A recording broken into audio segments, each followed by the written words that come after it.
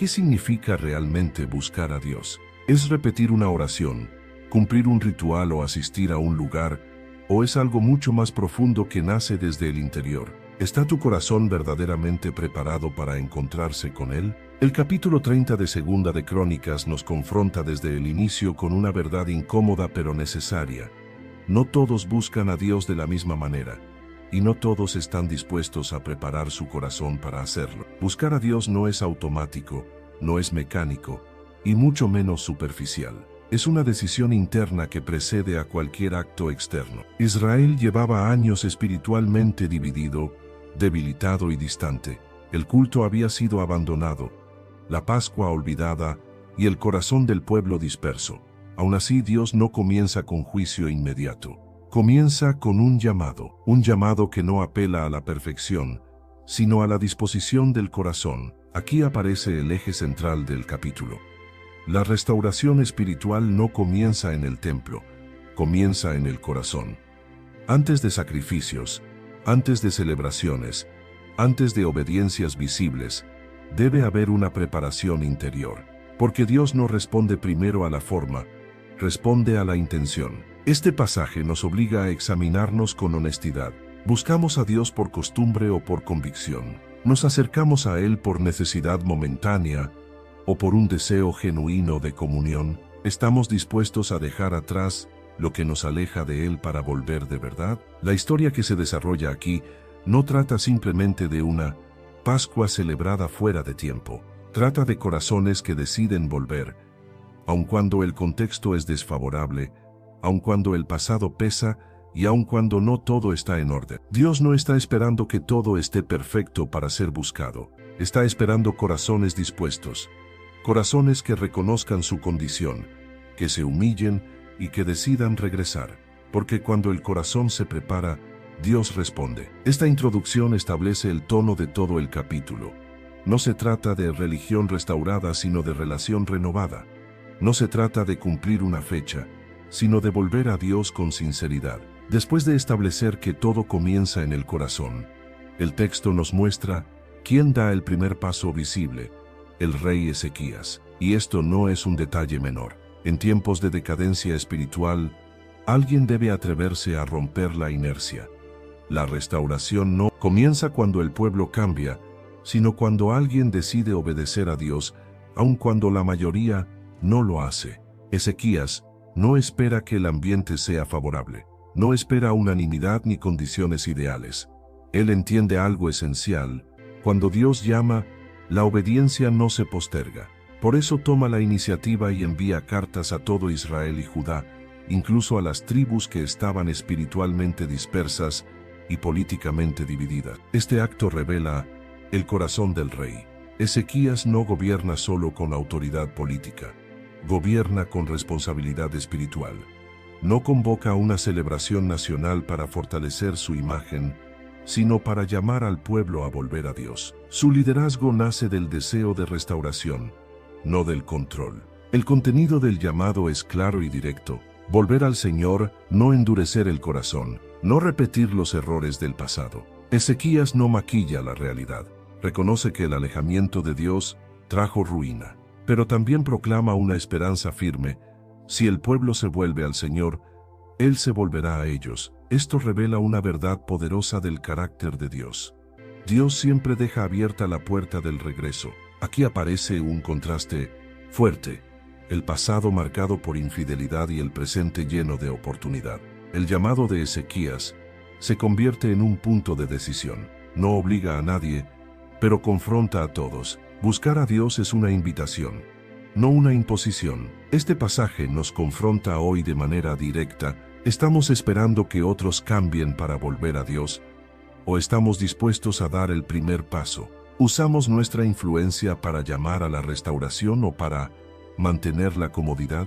Ezequías nos enseña que Dios usa a personas dispuestas para despertar a otros. La restauración colectiva siempre comienza con una obediencia personal. Un corazón preparado puede convertirse en un instrumento para llamar a muchos más. El capítulo 30 tiene un contraste que lo hace profundamente revelador.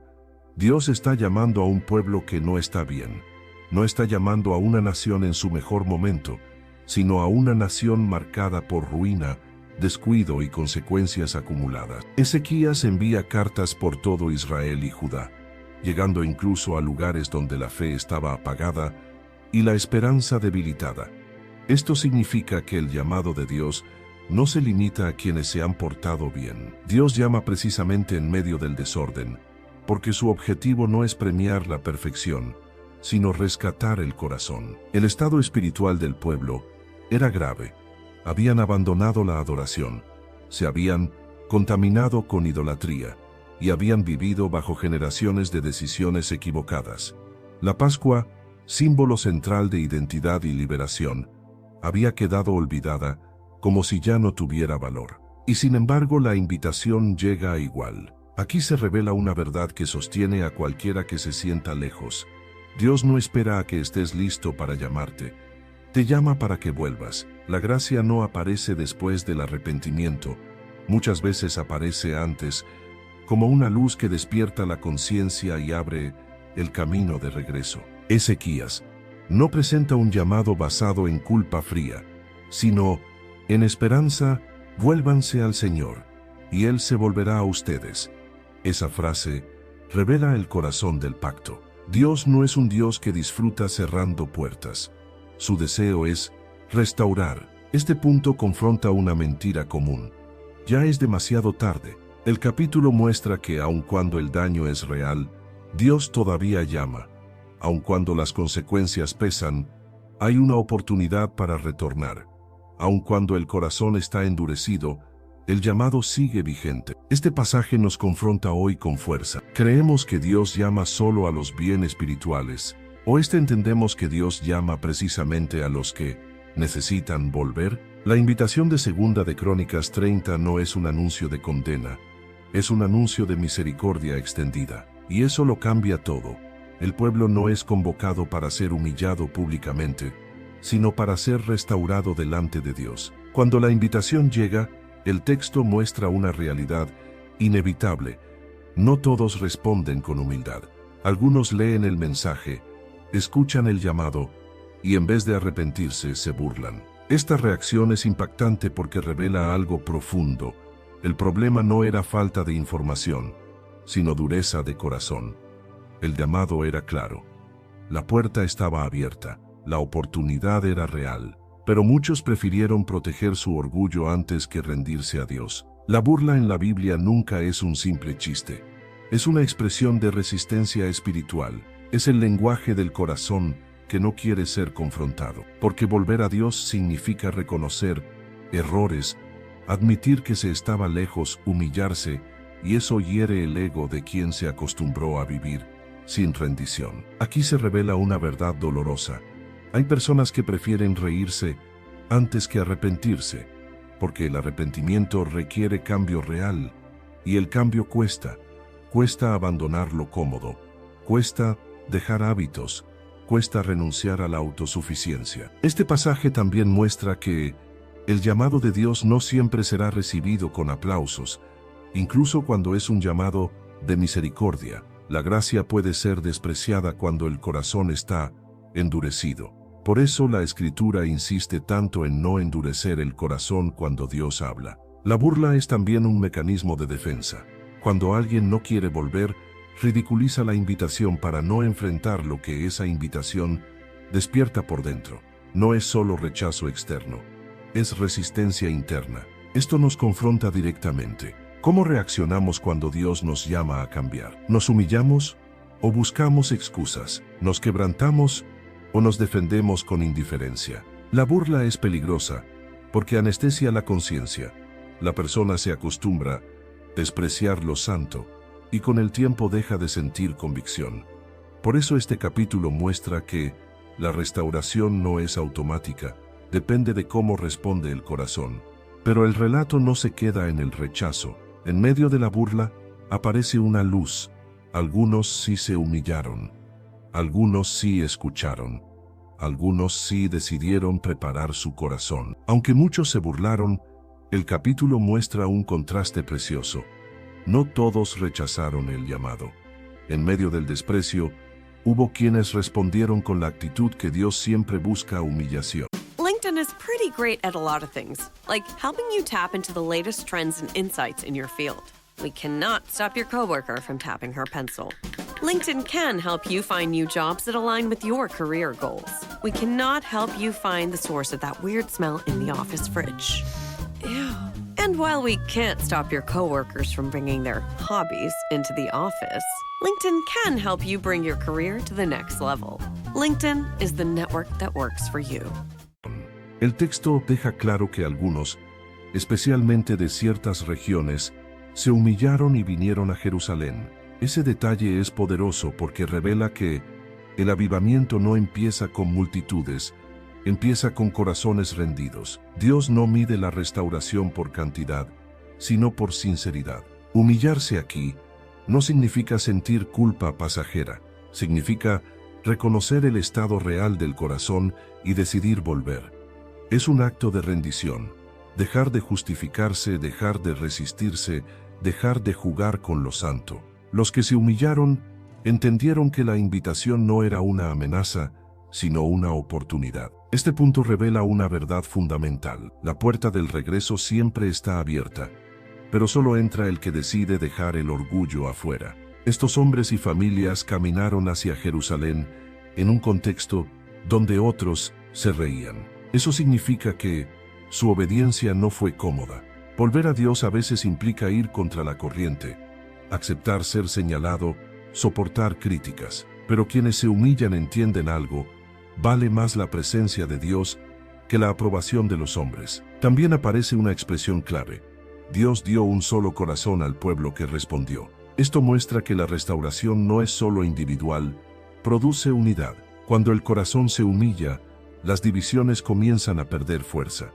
Dios reúne lo que estaba disperso. Esto nos confronta directamente hoy. ¿Estamos dispuestos a buscar a Dios aunque otros no lo hagan? ¿Estamos dispuestos a obedecer aunque nos juzguen? ¿Preferimos pertenecer a la burla o al remanente? El remanente siempre ha existido en la Biblia. Aquellos que, en tiempos de frialdad general, deciden volver. Dios siempre preserva un grupo que escucha, que se rinde, que responde. Y muchas veces, ese pequeño grupo termina siendo el inicio de una restauración más grande. Pero ahora viene un punto decisivo. La Pascua se celebrará, y no todo estará perfecto en términos rituales. Ahí se revelará otra verdad poderosa. Dios no está buscando formalismo impecable. Está buscando corazones preparados. Aquí llegamos al núcleo del capítulo. Prepararon su corazón para buscar a Dios. Y lo más revelador es que este regreso ocurrió en medio de un escenario imperfecto.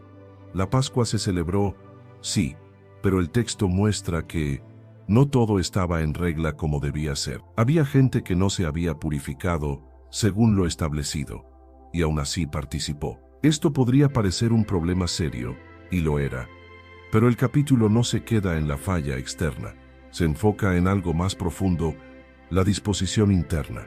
Porque preparar el corazón no significa tenerlo todo e impecable, sino decidir con sinceridad volver a Dios. Significa ordenar el interior, rendir la voluntad, abandonar la resistencia, reconocer el desorden y decir: Señor, vuelvo a ti. Aquí se revela una verdad que libera. Dios honra la búsqueda genuina, aun cuando el proceso de restauración todavía está en marcha. Él no justifica la desobediencia, pero mira el corazón que se está volviendo. Esto es clave. El capítulo no presenta una Pascua perfecta, sino una Pascua restauradora. No es un pueblo completamente ordenado, es un pueblo que está regresando. Y eso es exactamente lo que Dios está provocando. Este momento nos confronta directamente. ¿Cuántas veces la gente no vuelve a Dios porque cree que debe estar perfecta primero? ¿Cuántas veces el enemigo usa la culpa para decir: aún no puedes buscar a Dios? 2 Crónicas 30 responde con fuerza: el regreso a Dios es precisamente lo que inicia la limpieza.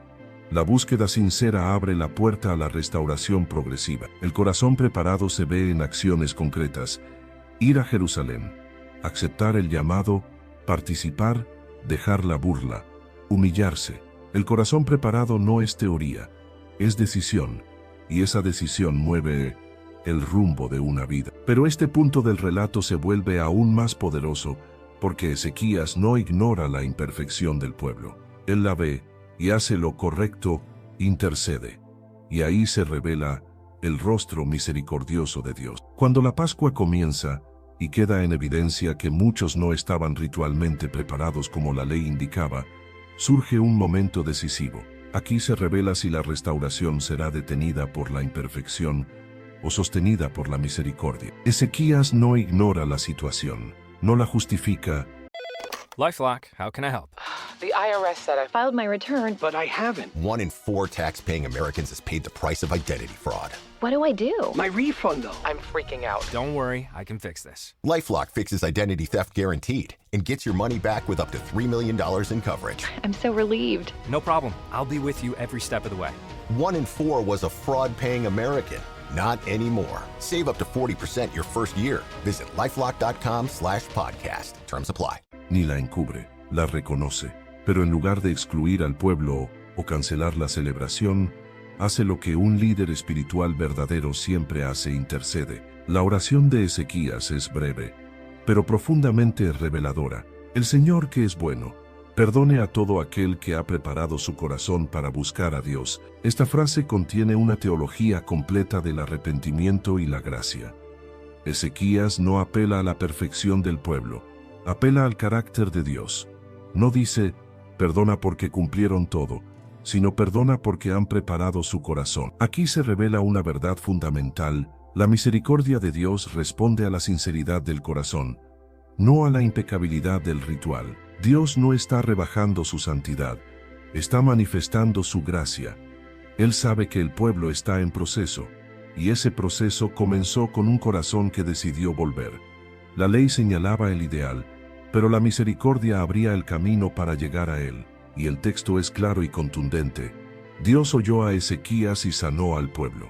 No los rechazó, no los castigó, no los apartó, los sanó. Esto nos enseña algo profundamente esperanzador.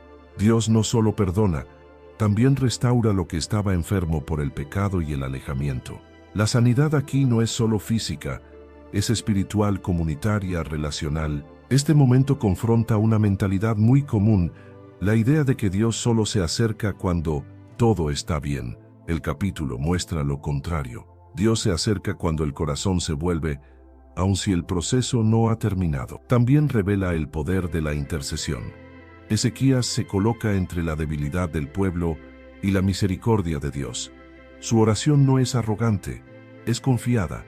Confía más en la bondad de Dios que en la condición del pueblo, y esa confianza honra a Dios. Esto nos confronta hoy: intercedemos por otros cuando están en proceso, o los juzgamos por no estar listos. Confiamos más en la gracia de Dios o en el cumplimiento externo.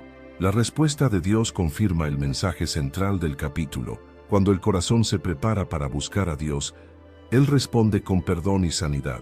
Después de la intercesión de Ezequías y la respuesta misericordiosa de Dios, el capítulo muestra un fruto inmediato y visible, un gozo extraordinario, no un gozo superficial, sino el gozo que nace cuando la comunión con Dios se restaura. El texto declara que hubo gran gozo en Jerusalén, y subraya que algo así no se había vivido en mucho tiempo. Esa frase es importante porque revela lo que ocurre cuando el corazón vuelve. La alegría espiritual que estaba apagada se enciende otra vez. La restauración no fue solo individual, fue comunitaria. Gente de Judá y también de Israel, tribus dispersas, corazones separados, historias divididas, se encuentran en un mismo lugar para adorar al mismo Dios. Esto muestra que cuando Dios es el centro, la unidad es posible. La presencia de Dios comienza a sanar incluso lo que parecía irreversible, fragmentación del pueblo. Aquí se revela una verdad profunda. La restauración espiritual no solo quita culpa, también devuelve gozo. Cuando el pecado domina, el gozo se seca. Cuando la comunión regresa, el gozo vuelve con fuerza. El capítulo describe al pueblo cantando, ofreciendo sacrificios de paz y dando gracias. Es decir, la adoración ya no es un deber pesado, se convierte en respuesta natural. No están adorando por obligación, sino porque han sido alcanzados por misericordia. Y algo más ocurre. Deciden extender la celebración. Esto es clave. Cuando la presencia de Dios es real, el corazón no quiere terminar rápido. La adoración no se siente como carga, se siente como refugio. Cuando un pueblo que estuvo lejos vuelve, descubre que lo que más necesitaba no era solo arreglarse, sino permanecer. Esto nos confronta directamente. Nuestra relación con Dios es algo que hacemos a prisa, o algo donde el corazón desea quedarse. Nuestra adoración nace de costumbre, o de gratitud por misericordia recibida. El gozo en 2 de Crónicas 30 no es euforia religiosa, es el gozo de quien sabe que Dios lo recibió, aunque estaba incompleto. Es el gozo de quien entiende que volvió a casa.